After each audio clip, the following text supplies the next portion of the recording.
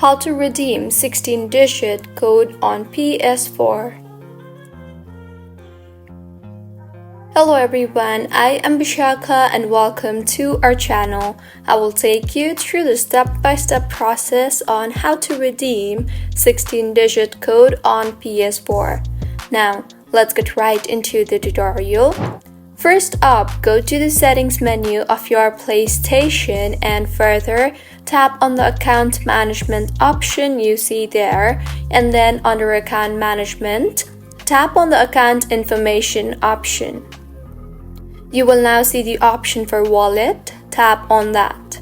Once you are in the wallet tab, go ahead and tap on the add funds option.